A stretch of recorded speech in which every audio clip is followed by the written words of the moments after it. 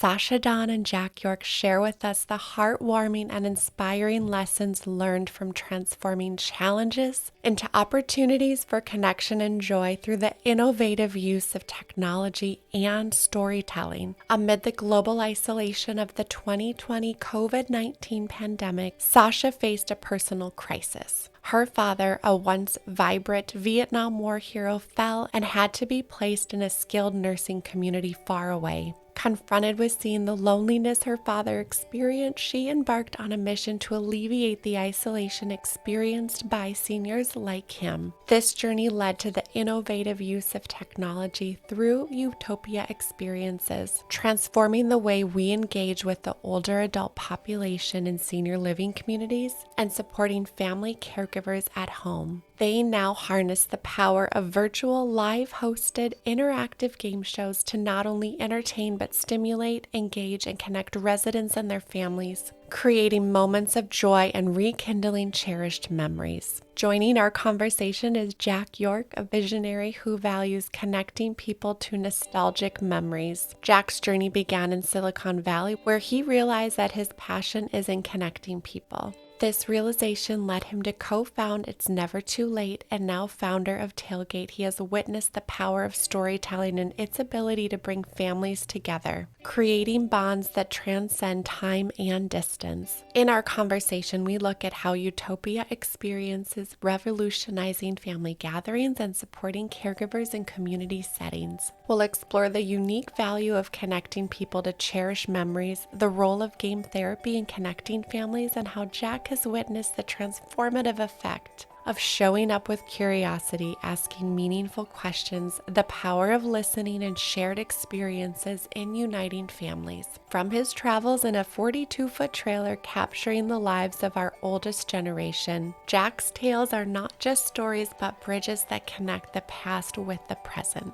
Join us as we journey through these stories and learn how Utopia Experiences is not just a game but a catalyst for bringing generations together. Thank you, Sasha and Jack, for this meaningful conversation, and here is my interview with Sasha Dawn and Jack York.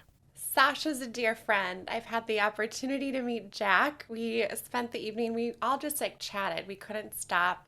I'm looking forward to our conversation today. I know it's going to be so good. Welcome. Thank you for being here, visiting with me. Thank you so much. I'm really excited to be chatting with both of you again. Hi, Sasha. How are you?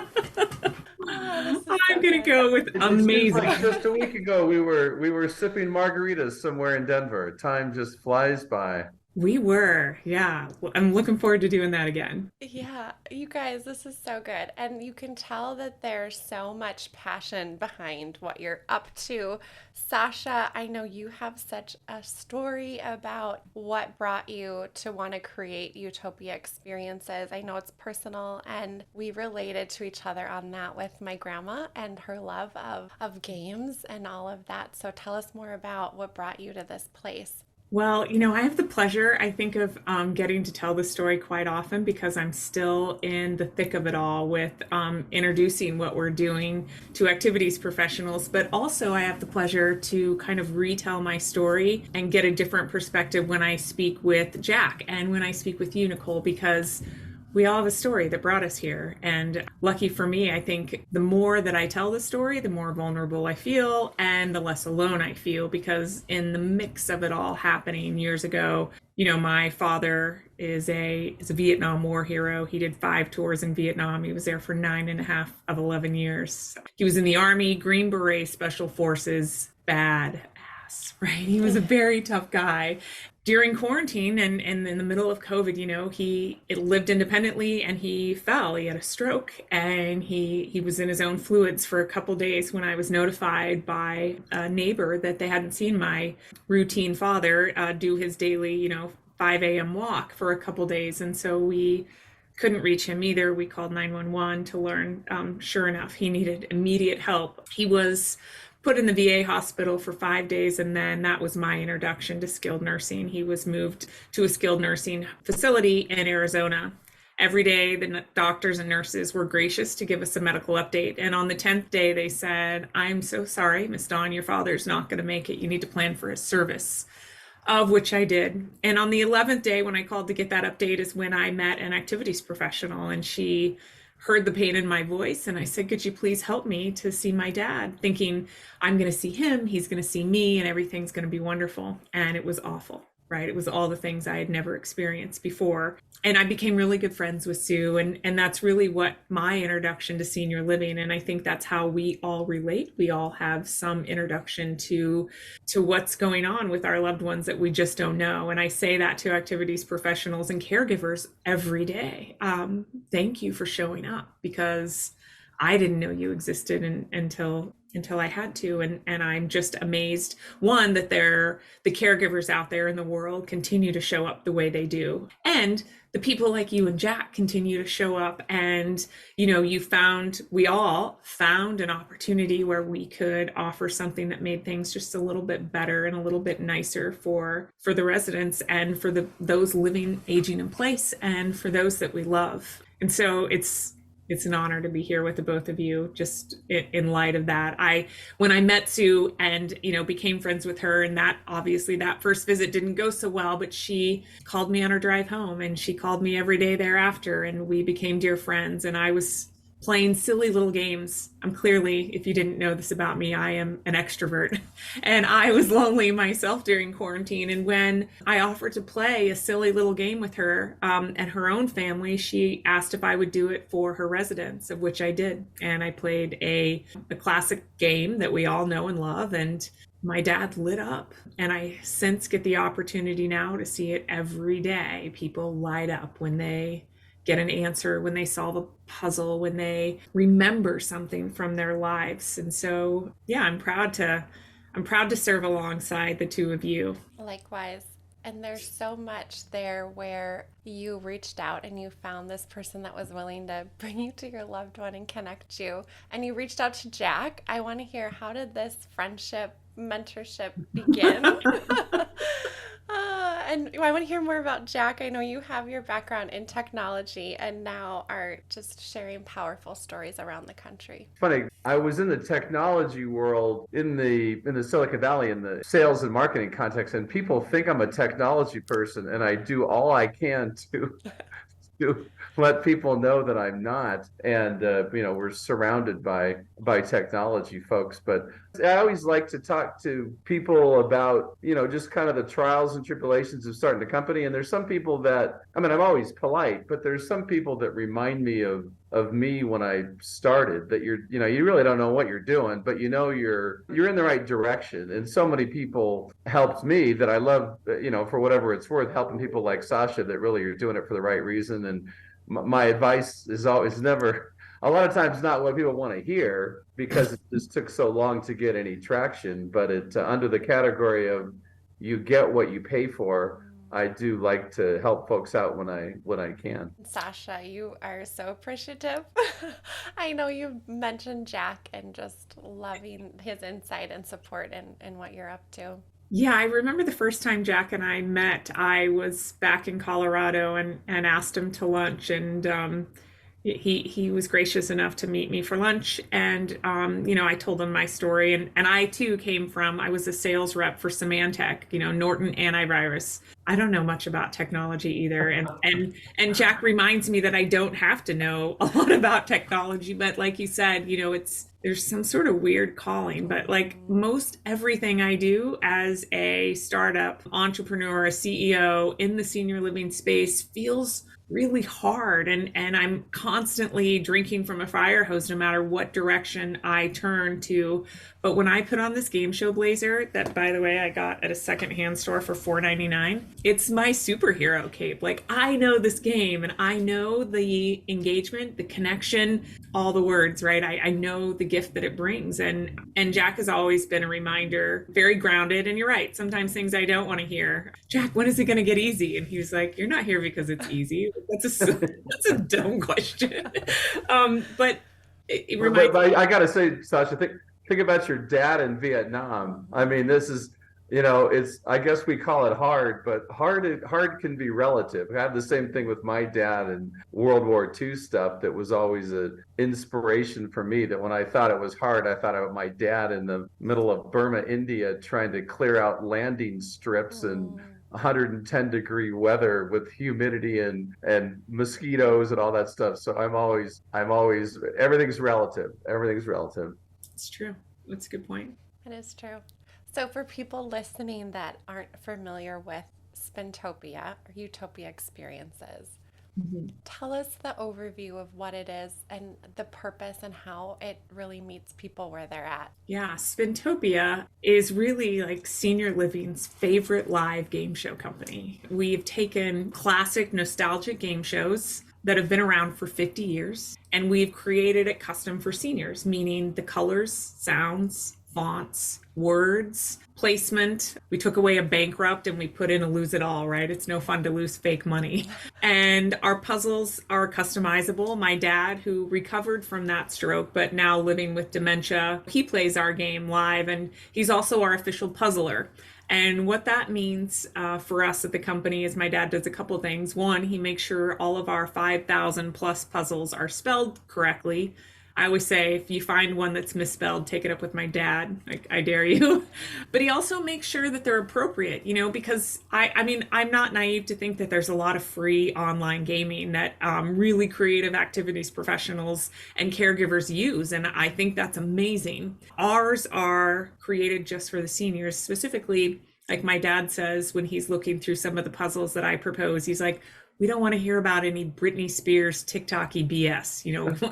We want some good words. And so that's what we do. We've taken a classic feel and created it. We know in just research that I've done on my own that seniors feel like an afterthought to technology. We're not Fortnite, we're not coming up with the coolest, latest game show. We're taking what they know and love, that they're comfortable with, that they watch on television today, and we're putting them in there and getting them excited and reminiscing about the past, the present, and being able to have these, what they call, intergenerational conversations around the puzzles that we're solving today. I was really excited to hear that you also now are offering this for older adults and family caregivers in their home or wherever they are. And speaking to that audience is where my heart is. I know background in senior living, we have a lot of people in senior living that listen, but it's been so fun to see you transition and also reach families at home. There's a huge need for that respite care, right? Ways that we can connect with our loved ones and the power of play. I've had a chance to see these faces light up when they've played it. I've been able to witness all of the laughter and smiles that come along with it. And it's personal to me in that my grandma, this was the one game that she loved and had to watch every day. And when she moved into senior living, my mom and I would call her and tell her when it was on to be able to give her that connection to things that she had loved in the past. With families that are spread across different regions, even countries, how can a game like this serve to really bridge those generations and those shared moments? Well, I'd love to hear what Jack says about this, because Jack shared with me some stories last week, and I'm sure it's just, a drop in the bucket amongst the stories that he has collected and heard. But I think it's his motivation from what I heard today, but he gets the opportunity to somehow spark the memory of those people that he gets to meet, and what comes from it.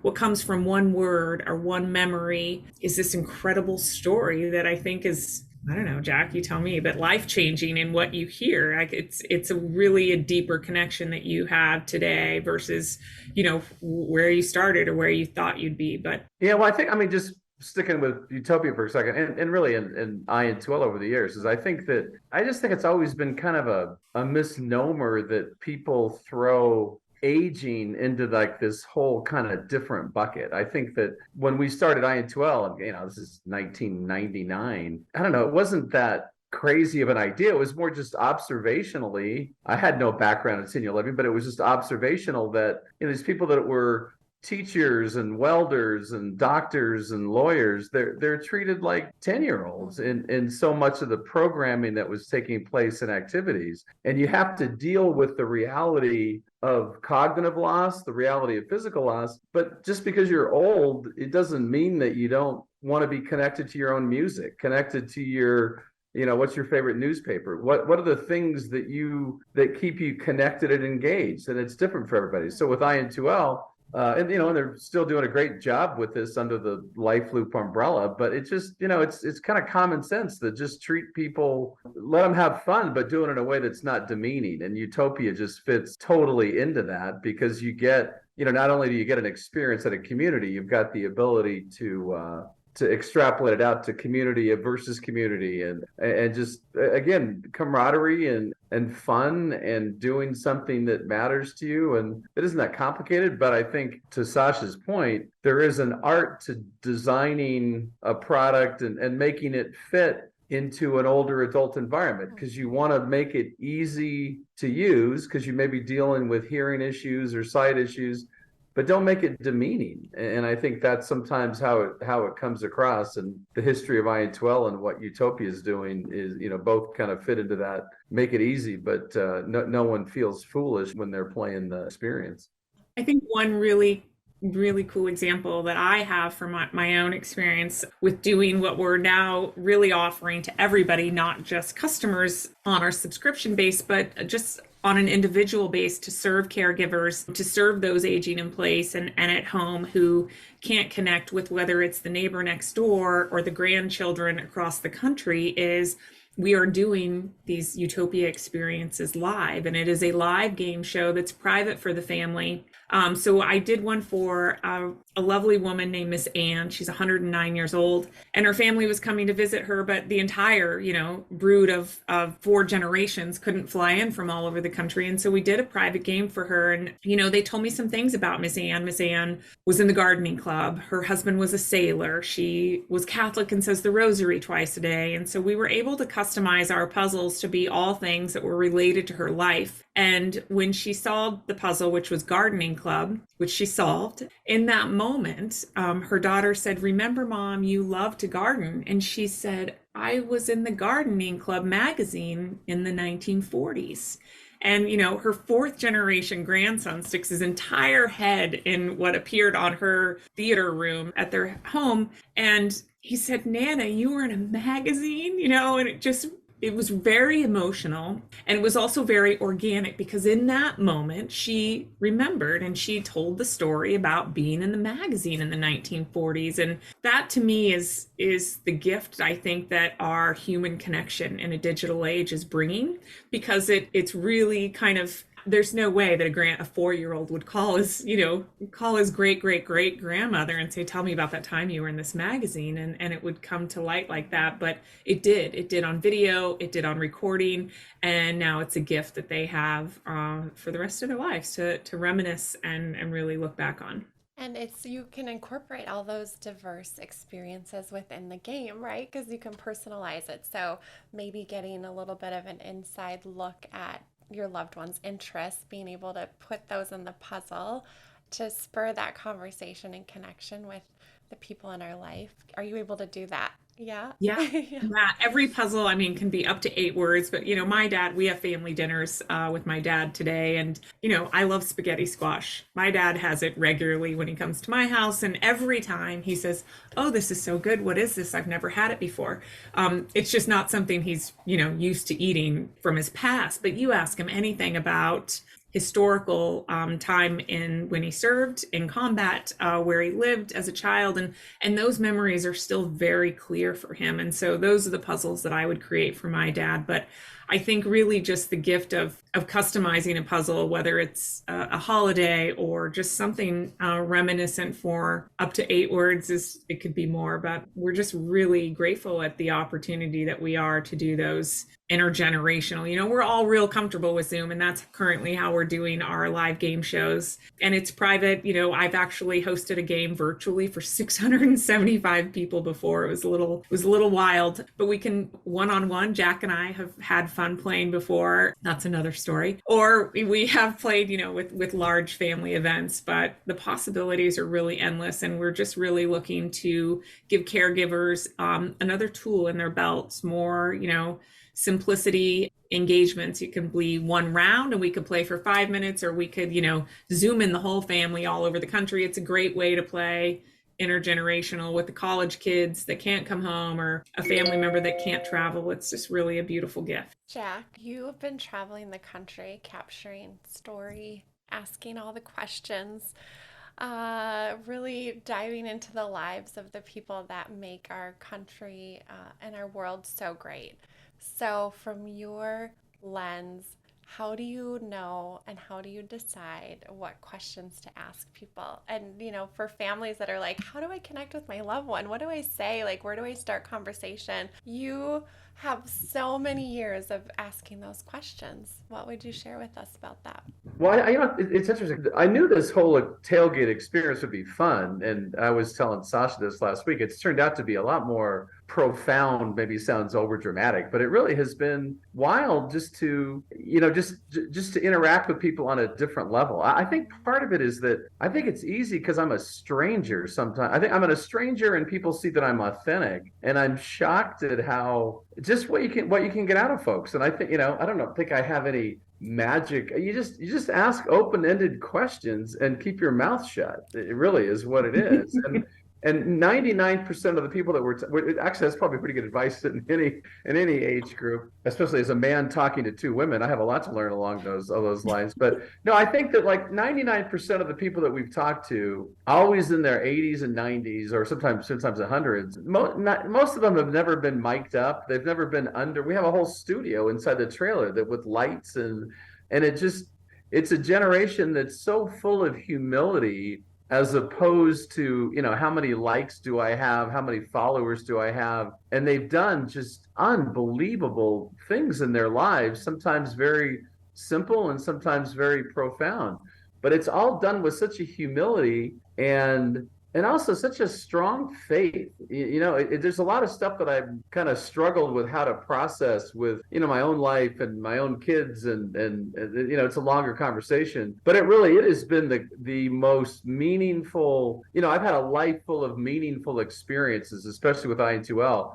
But I am so different from just having had this experience of just being surrounded by humility, grace, perseverance, joy, gratitude, all this stuff that just gets lost. And so, we're looking at ways to do it deeper and deeper next year that are kind of really pivoting a little bit away from the party and just doing a lot deeper story. Because the frustrating thing for me is you're talking to somebody who's got this whole story, and then you're like, you're like Willie Nelson, just on to the next community the next day. And, you want to spend hours and hours with some of these people. And next year we're going to be doing some things like that.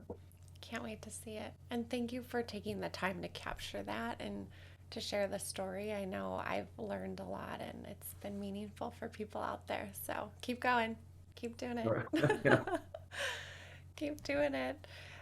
There's the power in those shared experiences. And Jack, when you talk with these individuals, are there families that are a part of that conversation, or are you able to share that conversation? Oh yeah, no, every day is different. And so you walk into scenarios where some people are more private and some people are more open. I think one thing that's been kind of sad actually is how many times that really life-changing experiences for these elders that has really shaped who they are, good or bad, that the community has no idea. And I think it's easy, and I say this with incredible respect for the senior living world, so I'm not walking in people's shoes, so I don't pretend to be able to empathize with the work that they do. But I do think it's easy to get caught up in the tasks that you have to do, as far as feeding, bathing, the delivering meds, whatever, that the person's essence and their spirit can get lost a little bit. And it's like I said, it's a kind of an age group that don't always share unless they're asked, and don't are not going to be out calling their I'm lonely hotline. So I Mhm. just think it's the benefits of, or when you just see the culture of some organizations, that it's just woven into their DNA, that they get to know the person. I think the care is better that's delivered, and I think that the job satisfaction is a lot higher as well. So we've kind of seen the gamut, but it's amazing how taking a few minutes just to listen to somebody matters. And I think too, sometimes I hear families say, I don't always know like how to connect with my loved one, or what to say or what to do. And I think that those shared experiences around a game or an activity or something, it gives us that Yeah. natural mechanism to then be able to foster that connection and ask the question, right? Or communication. It is something outside of us can help facilitate that, I found, which is, I2L does that, Utopia Experiences, it gives us Right. that bridge, right? That bridge of that communication when it might not feel comfortable. Some of us it's natural, some of us it's not. Yeah, I think for me in the coming about, or birth of Spintopia was really, I didn't realize the need and the desire to connect. When I offered Sue that free game 2 years ago, it was really because she missed her grandkids, and those were the people I had been hosting games for. During quarantine was women's clubs and family reunions and happy hours and retreats. And it was when she said, if you're willing to do it for my family, could you just do it for the seniors? And I thought, my first thought honestly was, my dad can't play this game. And so I wanted to do whatever Sue wanted me to do, because I wanted to pay her back in some aspect. And so when I sent her a Zoom link and she put it on 4 iPads, one was for my dad, two other residents that were recovering from a stroke, and one was a gentleman in his 30s, ATV accident, now paralyzed from the waist down. And in that time of quarantine, these people hadn't seen anyone without a mask in months. Then they see me, in this bright blazer and this lipstick and a bow and silly glasses. And we played a game that they already knew. We didn't have to be explained how to play or when it was your turn. And for 30 minutes, we just cheered each other on and guessed letters and played hangman, essentially. And at the end of the game, and I had honestly done hundreds of games up until that point in quarantine, but for the first time, when I said goodbye and thanks for playing, all of my contestants, i.e., residents, cried, including my father. And it was in that moment that I realized that this was what I wanted to do. I wanted to deliver a gift to people that couldn't easily otherwise connect with people. And it was so simple for me. And that's when I knew. I remember in kindergarten, Miss Whitaker's patted me on the head and said, "It's okay, Sasha, you'll be good at something one day," as I was like demolishing this clay squirrel. And I felt like, this is it. This is what I'm supposed to do. It didn't matter how hard it was. And it's not hard, to your point. Oh, Whatever happened to the squirrel? I feel bad about the squirrel now. Yeah, I don't know. It was a pile of clay. Well, that's a pretty intense kindergarten memory. It stuck I, with me I was because just taking naps somewhere. I have no of that snack kind of time. trauma. Yeah. it Oh. just didn't matter. I mean, through my 45 years of working, or whatever it was, from 14 to 47, before I founded Utopia Experiences, I had been in tech sales. I had done well, but I never thought, oh, this is so great. I'm doing so much good in the world, and this makes me. It was never very fulfilling, financially fulfilling, but this is. And when things get hard, I get to do a demo, I get to go on site, I get to play a game, and I see them light up. And all of a sudden, it doesn't matter. None of it. And I feel related to you all in that way. I feel related to caregivers because they're not there for the money, right? They're there because they know that they have such value and that they're giving a gift of life for others. And it feels good. And there's that balance, right, of like digital tech gamification and then real world, real life moments. How do you balance the two, right? Or how do you cater to both? I know that you had shared with me something that I thought was really cool about that. Yeah, I think I've kind of started to, use more. I speak about it more, kind of coined senior game therapy. And when I started doing my own research on what it is, all I could find was like where to send your teen for, too many video games. And this is quite the opposite. This is where do you log in to connect with your loved ones all over the country from the comfort of your own home? So Spintopia at home is really a gift to everybody that of all ages. I'm specifically focused on seniors because of my dad, and that was how the company was founded. But truly, you see it in some of our videos, from a 4-year-old to a 109-year-old, this game can be played and connected with everything in between. And that's really the gift of the therapy. It's a joyful word, not a word to be meant that you need help. It's let us come together. Yeah. Yeah, it's like I said before, that has nothing to do with aging. Like during COVID, I got 3 kids in their late 20s that are scattered around the US, and we would play remote Catan. I don't know if you know the name Catan, Love but that it's game. it's a great game, and it's like an hour to play it.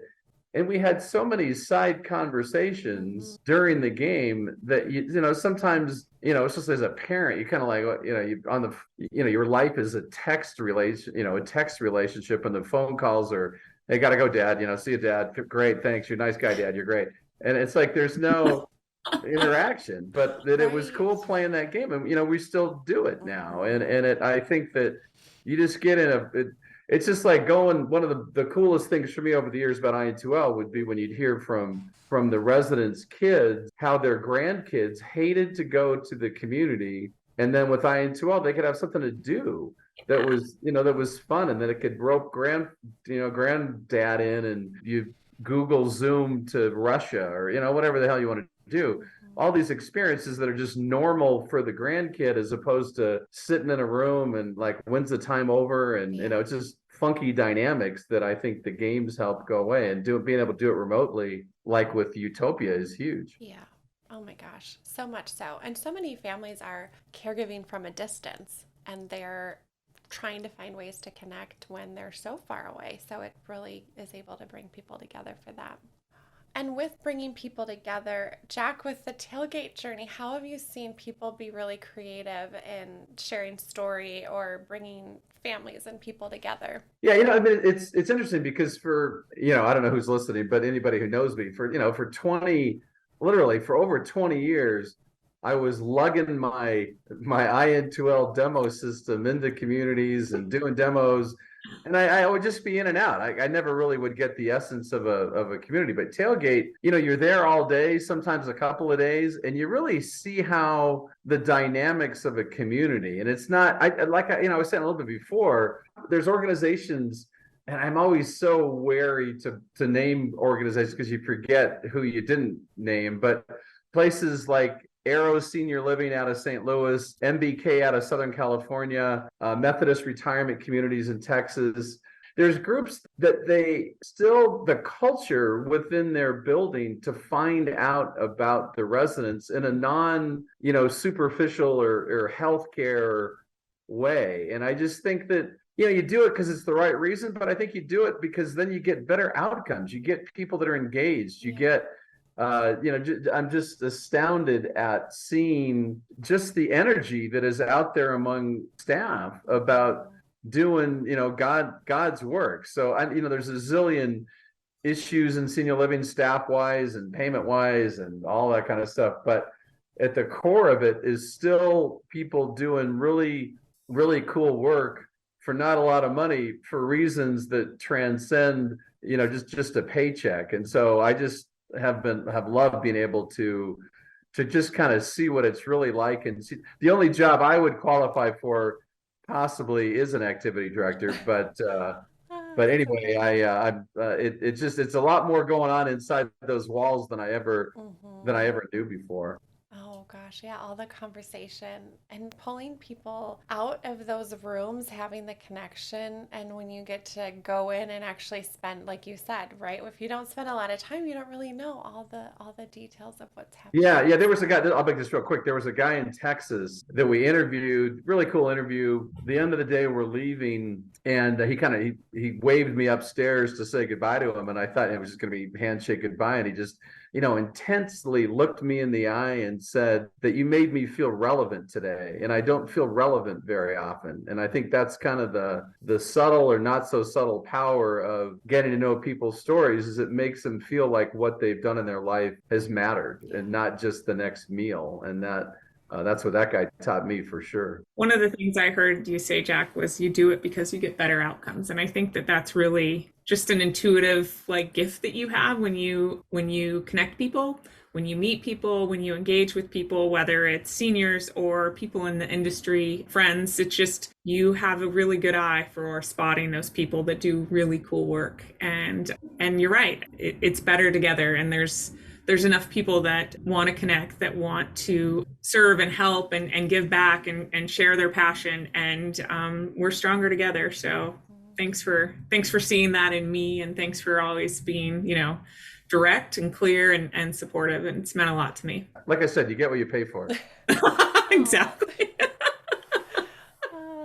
Well, I know Jack is absolutely looked up to and admired in this space. So I'm happy that you're here.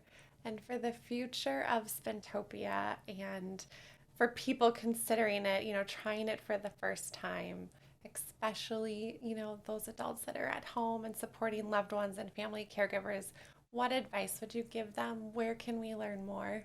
Gosh, well, with the holidays coming up, I know we're all busy and we all have the best intentions to plan, to connect and engage. And it comes with a lot of pressure sometimes to coordinate and get it all right. And hopefully, your loved ones are all participatory and available when you get it all together. But we are kind of like a great plan B at the same time. We do these live hosted hands-free game shows where we are essentially a virtual activities assistant at a fraction of the cost. We're doing live games to connect your families over Zoom, all over the country, all over the world. And, whether it's a 30-minute game or an hour game, we do a quick meeting and get to learn about your family and get some custom puzzles on the board. And it really sparks some really beautiful conversation, memories, and engagement with intergenerational connection. So just check out our website, utopiaexperiences.net. Contact me and we'll get you up and playing. You'll be a contestant before you know it. Yeah.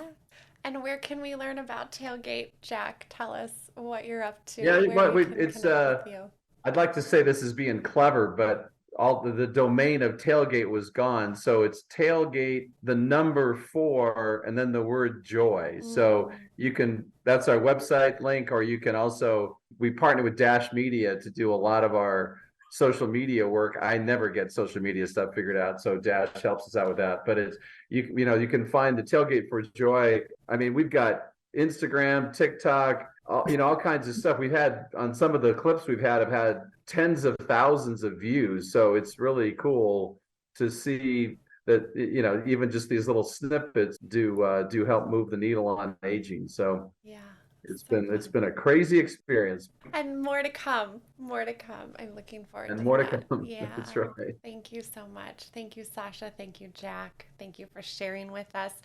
It's so hard to, narrow down questions to just almost an hour. I have many more, so we'll have to continue at another time, but I appreciate it. And thank you for being here. Thank you. Right, thanks. Thank you, Jack. Thank you for listening today. If you enjoyed our episode, please subscribe and give us 5 stars. In all honesty, we'd love to hear from you. Thank you so much for listening to our episode.